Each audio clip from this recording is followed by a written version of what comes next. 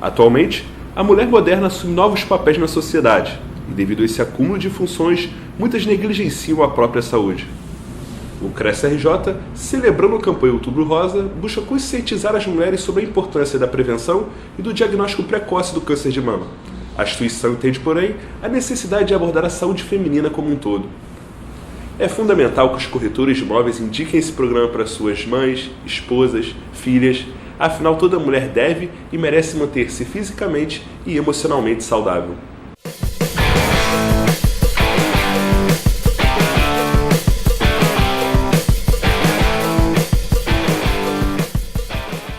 Para abordar o tema, recebemos no programa de hoje o Dr. Matheus Ribeiro, médico generalista formado pela Universidade Federal Fluminense.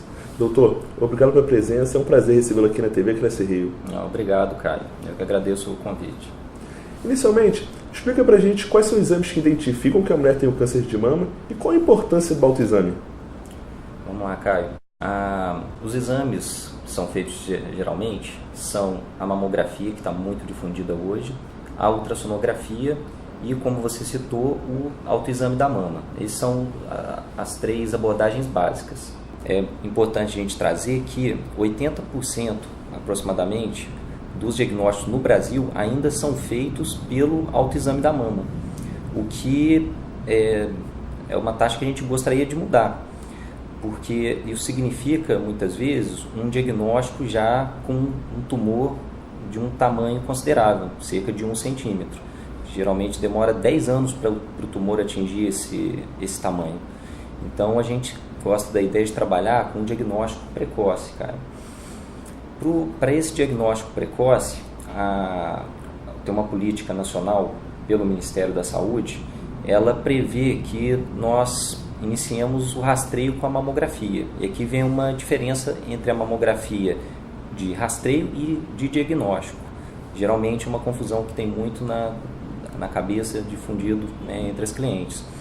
A mamografia de rastreio é aquela preconizada a partir dos 50 anos, numa frequência a cada 2 anos.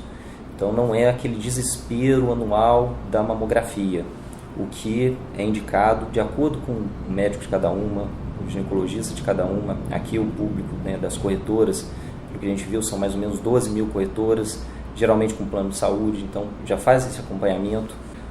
Então esse rastreio de 2 em 2 anos. Já na questão do diagnóstico, da mamografia de diagnóstico, é onde nós tem a maior importância para aquela mulher em idade de 40 a 49 anos, que é a maioria das mulheres corretoras. Então, Caio, o autoexame da mama, ele tem uma importância muito grande, principalmente nas mulheres de faixa etária menor, antes dos 40 anos, onde não é feita a mamografia geralmente. Por quê? Porque essa mulher, ela tem a mama muito densa. Com a mamografia, os resultados vão ficar muito falseados. Nós chamamos de falso positivo e falso negativo, em função dessa peculiaridade que a mulher mais jovem tem. Isso leva a muitos erros no diagnóstico. Então, o autoexame da mama é fundamental, fazer de forma mensal. A mulher, 7 a 10 dias depois do ciclo menstrual dela, é o período mais indicado para não confundir com nódulos que vão ficar engurgitados nos outros momentos do ciclo. Ela vai fazer esse exame mensalmente, o ideal com uma mão atrás do pescoço. Vou fazer uma demonstração aqui simples, colocar a mão atrás e palpando a mama. A importância da mulher conhecer a sua mama com essa palpação mensal. É importante, uma vez ao ano, a recomendação mínima, de fazer avaliação com o colega ginecologista ou o médico generalista que faça assistência dessa mulher, para que tenha usar a nossa capacidade técnica de avaliar essa mama melhor.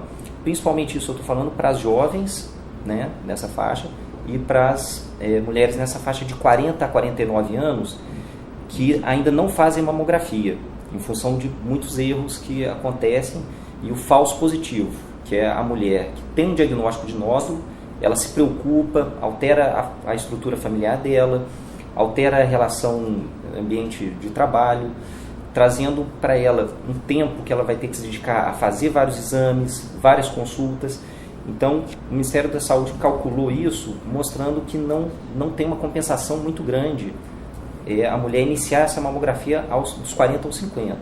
Isso é um assunto ainda que tem algumas controvérsias entre a Sociedade Brasileira de Mastologia e o INCA. Eles ainda divergem nessa questão. Mas, voltando à questão do autoexame, a mulher, é importante ela ver as características dessa mama, alteração na pele, a cor da pele, alteração no mamilo, secreção mamilar, são além dos nódulos tanto na axila quanto na mama. A gente tem que lembrar sempre da axila. Nódulo principalmente duro, nódulos que não somem, são nódulos fixos.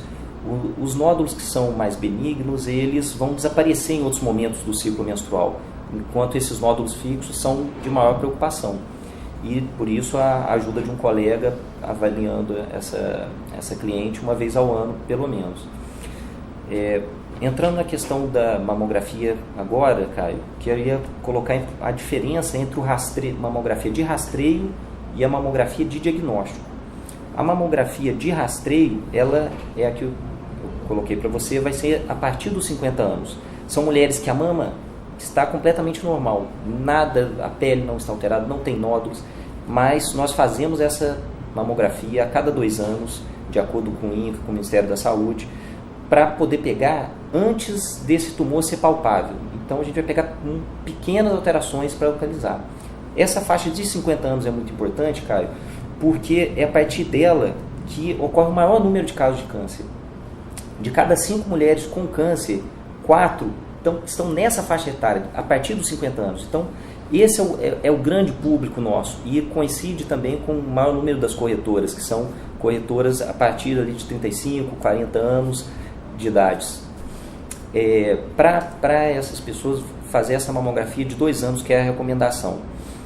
Já a mamografia de diagnóstico, ela vai ter importância para as mulheres de 40 a 49, onde são poucas mulheres com câncer nessa faixa de 40 a 49. Como eu disse, de cada 5, apenas uma vai ter o câncer nessa faixa etária, de 40 a 49. Então, é a menor parte. Para evitar aqueles erros da mamografia repetitiva, alguns achados que vão preocupar, mas que não vão ter uma repercussão, não vão ser câncer, para evitar isso, a gente parte para o autoexame. E aí sim, uma vez com a alteração do autoexame, a gente vai para a mamografia. O outro método, que é a ultrassonografia, ele já é mais indicado para as pacientes jovens. A paciente jovem, ela tem uma densidade da mama diferente, que vai evoluindo com a idade. Para isso, a ultrassonografia ela é um método que avalia melhor esse nódulo, a borda desse nódulo, a consistência desse nódulo, dando mais segurança para o médico. E a mamografia não é indicada nesses casos. Ela vai gerar muitos erros, vai expor essa mulher à radiação desnecessária, que muitas vezes, em função da questão tecnológica, a gente quer fazer muito exame. O exame é uma atribuição do médico solicitar. Não chegue para o médico pedindo exame. Chegue para o médico para ouvir a experiência dele, quando vai ser a hora de realizar esses exames. Porque muitas mamografias, desde uma faixa etária muito nova, hoje as pesquisas já estão mostrando que vão predispor a mulher a um risco de ter câncer. Muita radiografia, muitos exames desnecessários. Então, guardem isso para a saúde de vocês, consultar o colega, fazer os exames realmente necessários, não demandem esses exames. Um outro fator importante a gente trazer, e é uma boa notícia, é a questão da importância da genética no câncer de mama. Existe um medo muito grande do câncer, principalmente pelos fatores de risco, quando temos os parentes de primeiro grau, principalmente mãe, filha, irmãs, com câncer de mama, vindo antes dos 50 anos. O câncer de mama nesses familiares após os 50 anos, ele não entra também dentro da faixa de risco. Isso é uma boa notícia para tranquilizar as mulheres, da importância desse câncer ser antes dos 50 anos, para constituir um fator de risco verdadeiro. Outra notícia boa, Caio, é a incidência, a importância que a genética tem. Hoje o INCA traz para a gente alguns dados mostrando que 10 a 15% dos cânceres de mama eles têm a influência genética predominante. E, combinando com aquele outro dado, isso é uma coisa muito boa. Por quê? 70%, 80% são trabalhados naquela etapa de prevenção, uma etapa atacando os fatores de risco, como a gente acabou de colocar. A obesidade pode ser um fator de risco para o desenvolvimento do câncer? Sim, Caio, a obesidade ela é um fator de risco.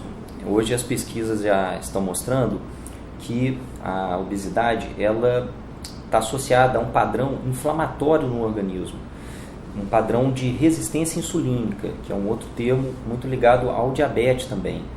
E esses padrões, eles aumentam a incidência do câncer, principalmente na mulher pós-menopausa, a mulher acima dos 50 anos. É importante a gente lembrar que não é só a obesidade. Já o sobrepeso, ele já tem essa relação como um fator de risco para o câncer de mama. Então, a importância da mulher, não apenas estética, de querer estar com o corpo em dia, mas também a questão da saúde, evitando o câncer de mama. E aí é onde entramos numa linha interessante, que a gente vai trabalhar na prevenção desse câncer de mama. Hoje, os dados do INCA, eles mostram para a gente que nós podemos salvar 18 mil mulheres no Brasil trabalhando a prevenção do câncer de mama. Então, como nós fazemos isso? Nós vamos agir antes do diagnóstico. No caso, trabalhar a prevenção, Caio, nós conseguimos evitar uma evolução de nódulos para o câncer. Como nós trabalhamos essa prevenção? Atacando os fatores de risco. Nós estamos aqui a obesidade, e aí eu quero trazer uma informação importante para a gente alertar essas 18 mil mulheres que podem se beneficiar pelas estatísticas. Vem o etilismo, o álcool. Outra questão que não é para as mulheres ficarem tranquilas, conversarem com seus profissionais, mas as pesquisas já mostram, o próprio INCA já divulga a questão da amamentação e dos anticoncepcionais, que podem ser um fator associado ao risco de câncer ou à proteção contra o câncer. A amamentação, ela protege a mulher de ter câncer, e o anticoncepcional aumenta um pouco esse risco. E eu quero deixar claro para procurar os colegas, não é para ter uma tranquilidade com esse tema, mas o INCA pede para a gente divulgar essa informação. Doutor, quais são os sintomas do mau funcionamento da tireoide? Como essa doença é diagnosticada e como é o tratamento? As doenças tiroidianas hoje têm uma prevalência muito grande numa população. Muitos dos sintomas passam despercebidos no dia a dia da mulher. Eles são tratados com medicações compradas diretamente, sem consulta a um colega. E os sintomas, pele ressecada, as unhas quebradiças, a própria questão, Caio, do peso. Tanto a perda de peso quanto o ganho de peso, e aí o sobrepeso e a obesidade, eles têm uma importância muito grande na associação com a doença tiroidiana. Mulheres que vão fazer dieta, mulheres que vão fazer atividade física, vão, como dizem, se matar na atividade física, e o padrão hormonal, as doenças tiroidianas estão impedindo ela de atingir esse resultado e de se prevenir. Uma outra questão muito comum também na mulher é a questão do hábito intestinal. As doenças tiroidianas, elas afetam isso, e mais uma vez se trata com medicações para aliviar, dar um alívio imediato para a mulher naquela semana, e continua, o quadro é crônico, e muitas vezes a gente abordando a questão hormonal, a mulher vai se ver livre desses sintomas. Na sua opinião, quais hábitos devem ser praticados pelas mulheres para obter mais qualidade de vida? Os principais hábitos são aqueles relativos à alimentação e à atividade física. É o que todo mundo sabe e poucos conseguem praticar. Em relação à alimentação, tem algumas dicas simples que a mulher pode seguir.